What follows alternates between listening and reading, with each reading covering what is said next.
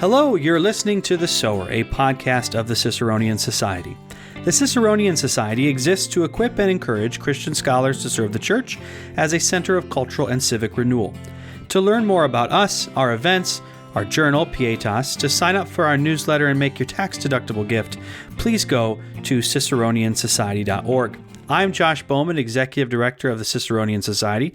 Before we begin, I'd like to open with a prayer. In the name of the Father, the Son, and the Holy Spirit, we pray, O Lord, that you would bless this conversation and that all we say and do would bring glory and honor to you. Amen. Today, I'm very excited to introduce you to one of our 2026 Herbert J. Storing Prize nominees, Dr. Brooke Barbier. Brooke is a public historian who received her PhD in American history from Boston College, researching Boston's social and cultural life during and after the American Revolution.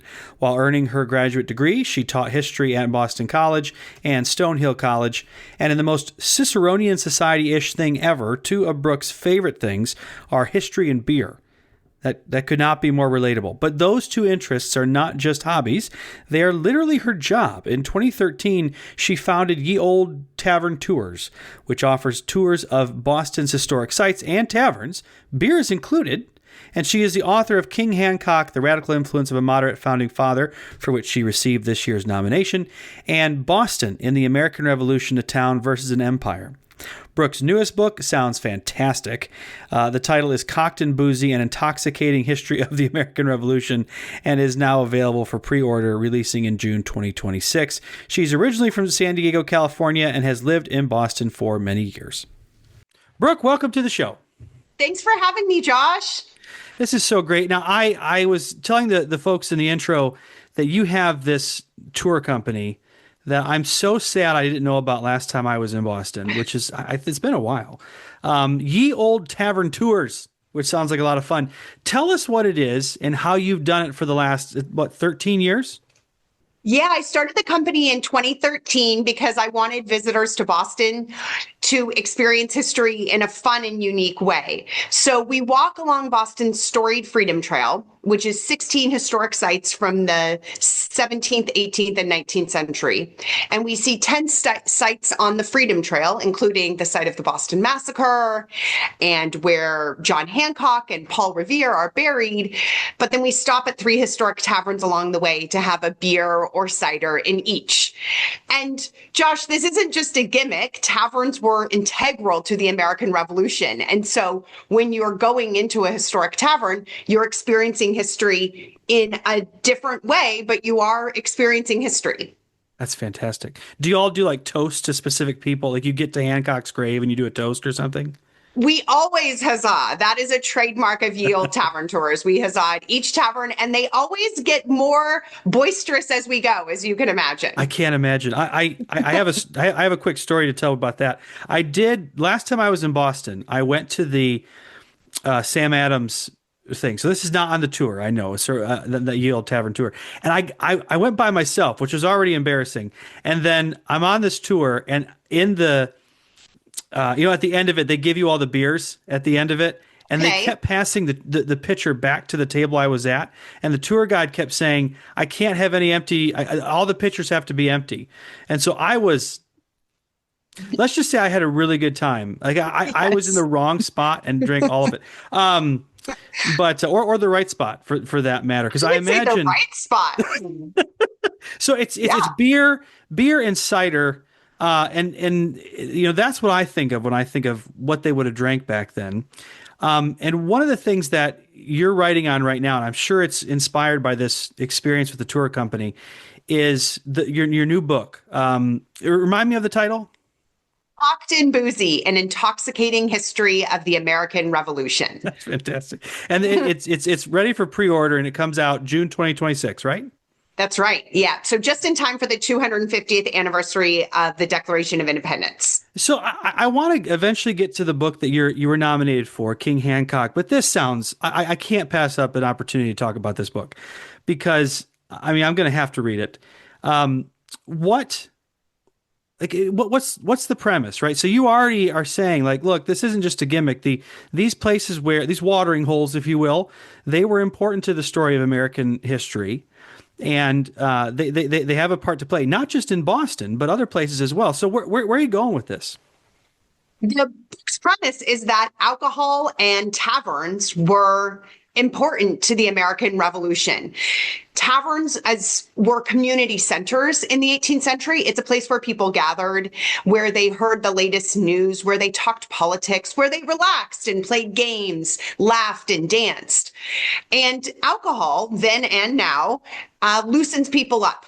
And that can have positive and negative effects, and I explore both in the book. Right. But it's ripe for revolution. So when Parliament is passing what the colonists consider to be increasingly tyrannical laws, or imposing these measures that they don't agree with, there's a built-in tavern and drinking culture in colonial America that helps ignite these revolutionary ideas.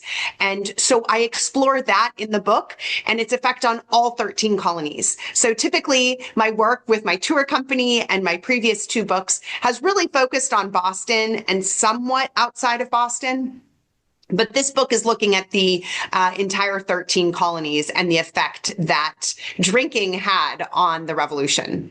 So, I mean, of course, it still has a huge impact on American politics today, having lived and worked in Washington myself at some point. So, having lived and worked in Washington before, I know that alcohol still plays a huge role in politics. That is for sure. And I'm wondering, like, when you went about to research this, where do you go with it? What do you do? Like, how do you pinpoint these moments of where this culture had an impact? I got a similar question from someone after I gave a talk recently. And she said, "Where did you find these sources?" And I said, "They're in plain sight." These government officials, for example, during the Stamp Act riots, or newspapers that the Stamp Act riots happened in 1765, mention alcohol. It's not as if alcohol was something to be ashamed of, or that needed to be hid from the public. So in the Stamp Act riot, for example, you get a couple different places. Newspapers and government officials are writing about this. For something like the First Continental Congress, where we see all of these delegates from 12 colonies getting together in Philadelphia, it's all there in their diaries. I mean, it's just right there where they say, "Met with so-and-so from this colony today, and we drank wine and claret and syllabub and punch." They list all of these drinks. So it's right there. And then sometimes I had to dig a little deeper, but if you're looking for it, it's there. Did you say syllabub? Yes. So, Josh, every chapter in Cocked and Boozy ends with a historic cocktail and then a modern version, so you can make it today. Okay. And syllabub is one of the most unique cocktails. John Adams said that he tried syllabub when he was in Philadelphia. And it's essentially a boozy whipped cream. So you literally whip whipped cream, and then you add it to sherry or cider, and you usually eat it with a spoon. And it's delicious. I mean, it's very interesting and different than something you and I might normally have for dessert, but it's lovely. It sounds like I shouldn't say this like on a show, but I definitely put Bailey's on ice cream before. It's not the same thing, but I like that. It's a similar way to keep the dessert boozy. Yeah, why not? I am not ashamed of that. But nor should you be, and nor was John Adams. And that's the point. It's right there in his diary. He mentioned so many different cocktails that he tried. Was it a part of the? I mean, you're talking in particular about the culture of alcohol among the founders and among the leaders who are making decisions related to politics, policy, the Constitution, the Declaration of Independence, et cetera.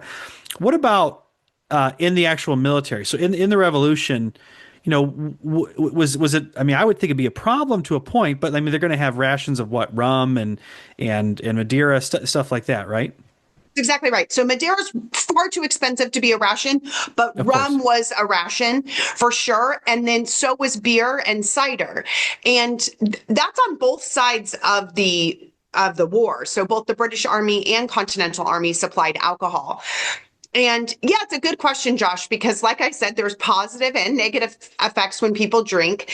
Usually positive when you are drinking just a few glasses, but it can turn quite negative if you have too much. And so we see accounts where alcohol was stolen from civilians, where civilians were frightened of drunken soldiers who would assault them or attempt to rob them. You see George Washington, he's interesting because he understands that his soldiers need alcohol, that should be a part of the rations. He's frustrated that they can't get as much alcohol as they would like for his soldiers. Mm-hmm. But he also really wants to avoid those binges that can happen if a soldier was just left to their own devices. And so yeah, alcohol is a part of the war too. Famously, we think of Washington's crossing before the Battle of Trenton, and there's that iconic painting with Washington at the helm of the boat. And after the Continental Forces won the battle there, they then partied with this stolen wine or the spoils of war. Right. And so we don't picture that party, but it's there. It happened. Hey, Hessians, hold my beer. Exactly. Hessians, we're going to take your beer. Thank you. Yeah. You want to start a war. That'll do it. Wow. Okay. We could go on forever with that. I'm getting thirsty. Speaking of, let me ask one more question about Washington. As I understand it, he himself was a significant distiller of whiskey, right? That's right. So he he had the enslaved people who worked at Mount Vernon build a distillery, and they were the distillers. There were 6 enslaved men that were primarily distilling, but he had specifically hired a man from Scotland to oversee his farms, and that man had experience distilling and said to Washington, you really could make good money if you opened a distillery. And Washington took his advice. And so at the end of his life, they were producing a lot of whiskey, and they also made rum too. And but whiskey was the primary spirit. Interesting. That makes me feel I'm just get more patriotic every time I go to the tavern. Right? That'd be. You can go to they've reconstructed the distillery at Mount Vernon. It's lovely to go down there. All right. Well, I want to talk about your book on John Hancock. It was nominated for our Herbert J. Storing Prize, and the title is King Hancock: The Radical Influence of a Moderate Founding Father. Now, you've written, I think, a very readable and enjoyable, well-done biography of an American who most other Americans only know by his signature. I may have already answered the question by saying that, but why did Brooke write this book in particular on Hancock? You, by the way, for the kind words about the book, and I was thrilled to be nominated for the prize. One of the questions I get the most on my tour is about John Hancock, because I think many visitors to Boston are surprised that John Hancock lived in Boston. They may maybe just sort of think of him like amorphously living somewhere in the 13 colonies, but not specifically in Boston. And so the last book that had been written about him by a scholar was 40 years earlier. And so I thought, let's take a new look at him. And he's this eminently fascinating person. We think of him for this signature, but he was this man of contradictions. And so that was really interesting and fun to explore as a historian. When researching the book, what do you think surprised you the most when doing the digging? So this relates to what we were just talking about and the role of alcohol. But what surprised me so much is how many people talked about Hancock being so personable. And you don't hear people say that about Thomas Jefferson, George Washington. You rarely hear that. But you would hear different accounts. So a newspaper might say this, a letter might say this. But Hancock was able to build this tremendous popularity in Massachusetts because, I argue, because he was a man of the people. Despite being the wealthiest man in the colony, he had a real gift for connecting with people. So number one, that's surprising because we very rarely hear anyone at this time being good at retail politics, at shaking hands and things like that. But Hancock was great at that. And number two is he often used alcohol to help with that. So one of the ways that he built popularity was through hosting parties or picking up the tab at a tavern. Or sponsoring wine. When the Stamp Act was repealed in 1766, he rolls out a cask of Madeira, Josh. And so this would be the first time that some people would be tasting this very expensive drink. And then he would go around and chat with the people about this victory of the Stamp Act repeal. So he's this really interesting. I was interested in him on his face, but then as you asked, the more I researched, the more I found that he was practicing a very different kind of politics, in some ways pretty modern style politics than what others at the time were. Mm-hmm. Mm-hmm. There's so many interesting points in this book, and it gives a background about the history of Boston, about Massachusetts, and just the economy of the time, of course, which he's very involved in. I wanted to, we can't go through the whole book, obviously, but I thought I'd focus on three particular moments or themes that I and other reviewers found particularly interesting in Hancock's life story. And we'll try and get to all three. We'll just see how what time allows. But the first one is, you argue that Hancock was critical to maintaining America's alliance with the French during the Revolution. That was a big part. Obviously, Benjamin Franklin secures it, but Hancock keeps it going. What did you mean by that? How do you tell us where you're going with that? The alliance with France, when we look back 250 years later, we think, of course, we'll take whatever help we can get. But in fact, what's so interesting, Josh, is just the decade before the war broke out, so in the 1750s and early 1760s, the colonists fought alongside British troops against French forces. Right. And so now here in the late 1770s, the colonists, or now the United States after declaring independence, say, no, now we're going to fight alongside the French against the British. And it makes sense to us in hindsight, but for people there, they had these long-standing prejudices against the French. One, because of these wars, but two, particularly in Massachusetts, many French inhabitants were Catholic, and many inhabitants, the majority of inhabitants in Massachusetts, were Protestants. And so there was even just this religious prejudice against the French. So when the French arrive, they don't make this great splash. They don't help in this critical battle that could happen in Newport, Rhode Island. And they sail back to Boston and sort of abandoning thousands of New England soldiers. So this is their first arrival, saying, yeah, we're going to be here to help. We'll bring our Navy. And in fact, they just leave Newport and go back to Boston. And George Washington was nervous that this could hurt that the way that Massachusetts would treat the French would hurt the alliance. Mm-hmm. And it was made worse because a French officer is killed in Boston in this scuffle on the street. And so Washington says, we really need to make big efforts to welcome them. And then that's what Hancock does best. He is able to entertain, and he entertains lavishly. And so he basically, he parties them into staying in the war, essentially. Yeah, and he's the perfect man to do it. He's about as aristocratic as someone in the colonies can be. Of course, we don't have an aristocracy, but he's as close as it comes with his fine clothing and his fine home and filled with rich details that the French officers would appreciate.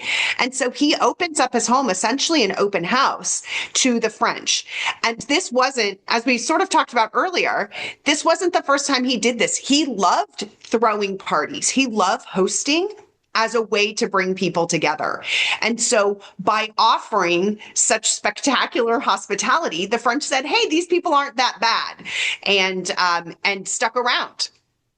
That's fantastic. The religious side of it, for us at the Ciceronian Society, we know historically that's always been a thing, the Protestant Catholic type thing. But the Ciceronian Society is an organization mostly entirely of Christians, Protestant, Catholic, and Orthodox. And it's so bizarre to me after experiencing our conferences, because it's the Protestants, Catholics, and Orthodox that drink together. That's how we make it work. Of course, The Baptists are there to drive us home because they don't, they don't drink. But I'm an Anglican, a bunch of other Catholics. So it's becoming more and more patriotic now. Josh, what you're saying is what happened Yeah, is when people drink together, not in excess, but right. drink together.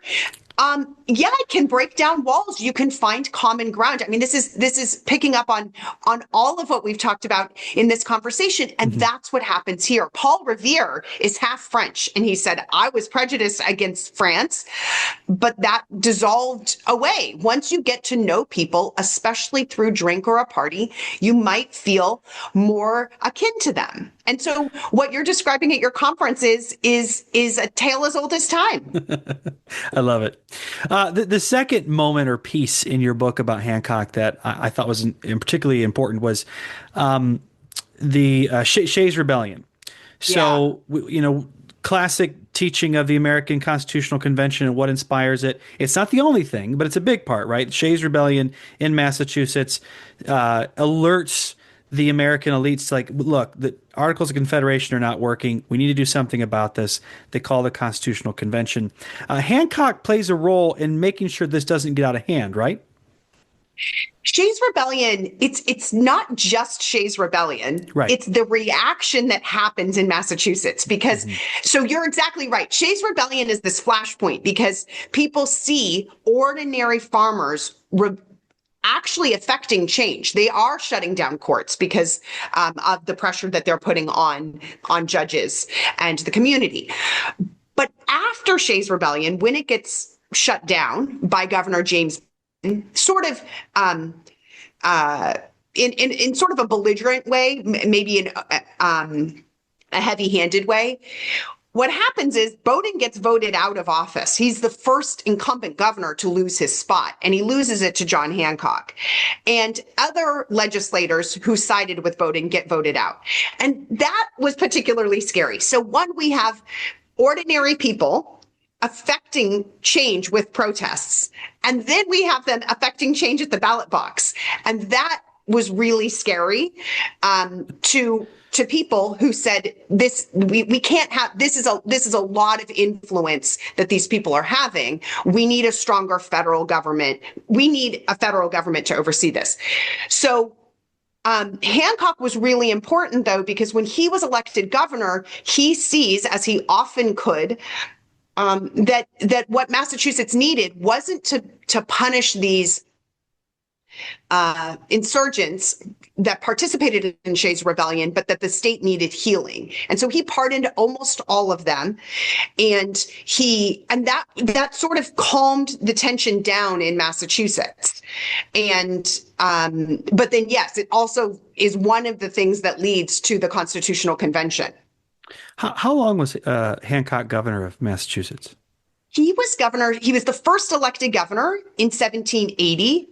And he serves, so it's 1 year terms, Josh. That's what's sort of confusing is he serves several terms. And then he decides in the middle of his term to bow out and retire. And then the next election is when James Bowden gets elected. And Bowden has this debacle with Shays Rebellion, and then Hancock comes back in. And Hancock served until 1793 when he dies in office.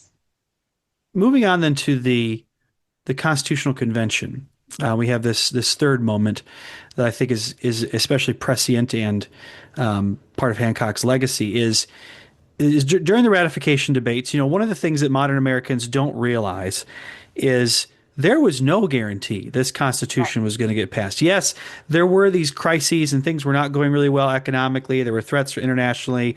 There was a lot of it was a mess, and even some of the anti-federalists were saying, like, look, the articles aren't working, right? We need to do something. But there was no guarantee this ratification was going to work or that Hancock was going to support it, right?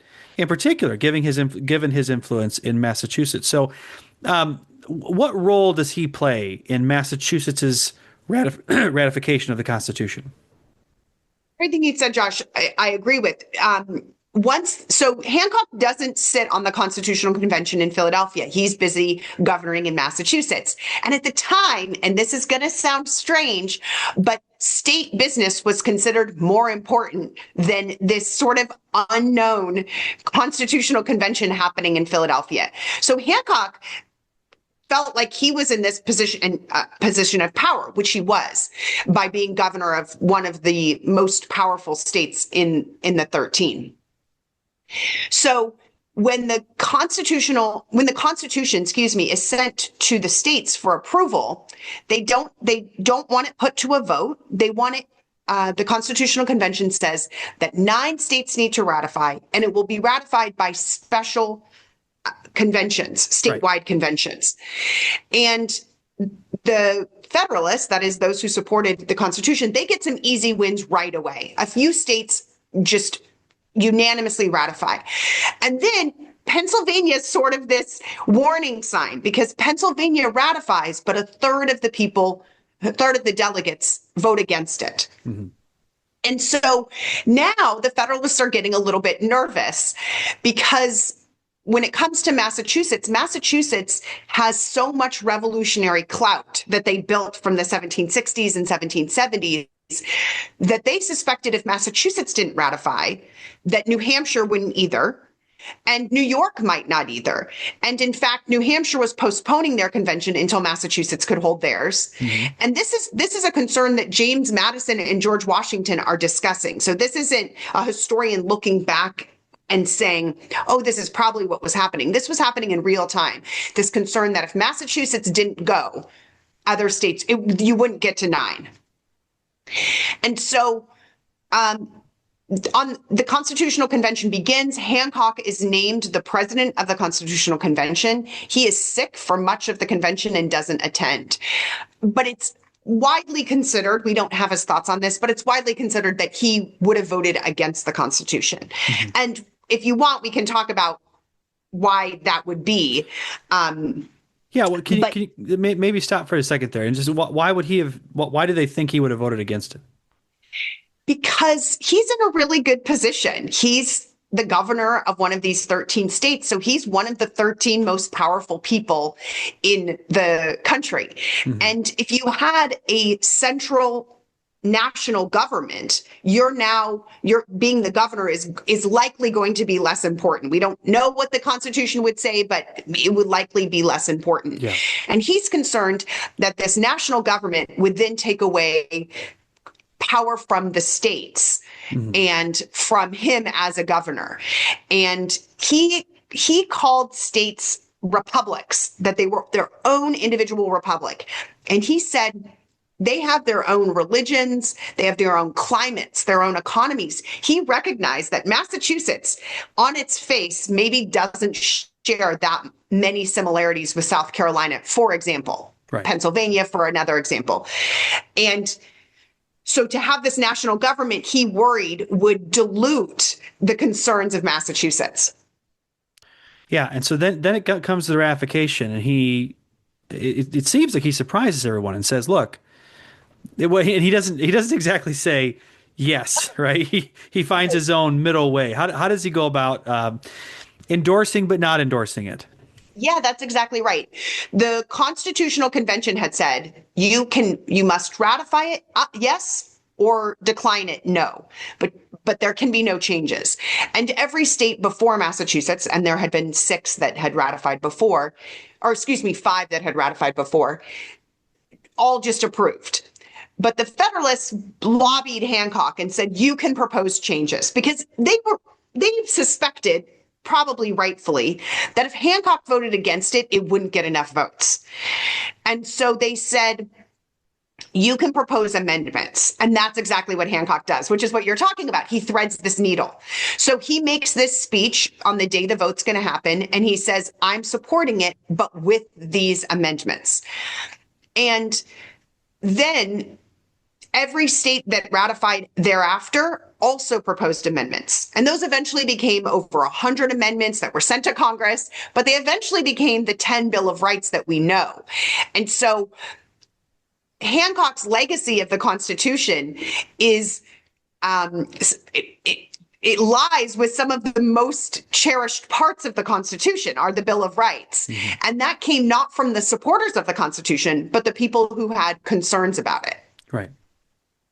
Right. In many ways, he's representative of that revolutionary spirit. We want these rights. We want the Bill of Rights to be in there. Of course, Massachusetts will ratify it. Then we got Rhode Island, just south of there. They're going to hold out forever, right? I mean, this is one of the things that I try to write about in my books is trying to remove our 21st century ideas, which can be very difficult, of course. Yeah. But the idea, like you said, the Constitution, you might think today, oh, of course it's going to be ratified, done and done. It's been the law of the land for 240 years. But at the time, people were really concerned. Americans were very concerned about this, and they have good reason to, if you think about it. They had just spent 8 years fighting this distant, in their view, tyrannical government that was making decisions for them that wasn't based on their own interests. It was based on this central power. And so then, for some Americans, they say, we don't want to swap our independent state governments for some distant government that doesn't care as much about our individual needs. So Rhode Island, for example, like you said, Rhode Island doesn't participate in the Constitutional Convention. They said no delegates, and then they don't approve until 1790. So it wasn't in real time. It was very uncertain if it was going to be ratified. And it wasn't, for example, by Rhode Island until after it had been ratified for the other states.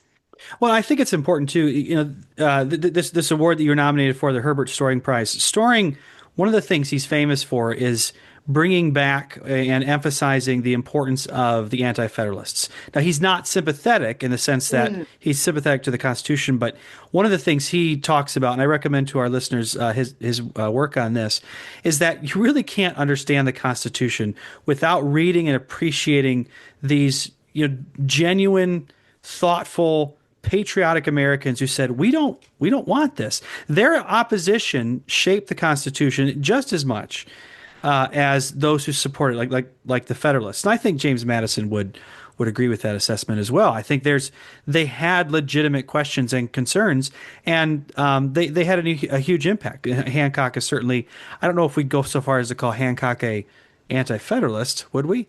No, somewhere in between, right? Yeah. And Hancock, one of the reasons as I told you, he stayed popular throughout his life. And one of the ways he did that was by not always landing on a side strongly, a political side. He really took his time deliberating, but he would be much more leaning towards anti-federalist, while he does eventually certainly vote with Federalists. Those amendments are signify his big concerns. And so, like you're saying, they're evaluating anti-federalists as thoughtful people with real concerns, legitimate concerns that stem from the same American Revolution that the Federalists had just participated in. They're interpreting it in a different way is really important. And Hancock gave me the opportunity to do that. That's great. Looking at Hancock. One last question then before we close here. I'd like you to just reflect briefly on why you think, you're just thinking about the end of Hancock's life and his legacy after this, because Hancock fits in this category of founders where a lot of Americans have heard his name, but almost no one, I mean, we started with this question, right? Almost no one knows anything about him. We grow up in learning about John Adams, Benjamin Franklin, George Washington, Thomas Jefferson, James Madison. All that's great. I'm not discouraging that. But there's the bench, right? The founders bench, if you will. Tier. You can say it, Josh. Yeah. Second tier. I'm not, and I'm not dissing them. I think it's interesting. Like, what happened here? Why did people like and I focus on Hancock, but I think we could bring up others like John Jay and James Wilson, John Dickinson, others where like these people were really, really important. But most Americans don't even know who they are. What do you think happened there? Was it early on, or was it a later development of forgetting them? Interestingly, Hancock was known for his signature in his life. So he was known for the Declaration of Independence, like not the signature itself, but him being the one to authorize it in his lifetime. That had sort of crystallized while he was there, that significant point in his political life. And then it's interesting because when the Declaration of Independence that we think of today with all of the signatures, the 56 signatures, the American public didn't see that until the late 18 teens into the 1820s. There was only one copy, and they never made a copy of the copy. And so in the 1820s, and this is right around the 50 year of the Declaration of Independence, when Americans see this signature, that solidifies Hancock's, in some ways, legacy, or starts to build it, I should say, rather than solidifies it. He'd already been known for Declaration of Independence, and now here he has this larger signature than everyone else's. It's also beautiful penmanship, and it's right there in the center. And it's in the center because he was the president of the Second Continental Congress, but people don't need to know that. They just look at it and they think, wow, look at this bold stance this guy took. And that's when that legacy of the myth that when asked why he signed the Declaration so big, John Hancock said so that King George III could see it without his spectacles, which didn't happen. But that myth starts developing at this time. So in some ways, it was just like that's all he needed to be known for, was this big signature, and that just became it. Yeah. I forgot to ask you at the beginning, the title of the book is King Hancock. Why is he called King Hancock? Oh, that's one of my favorite things.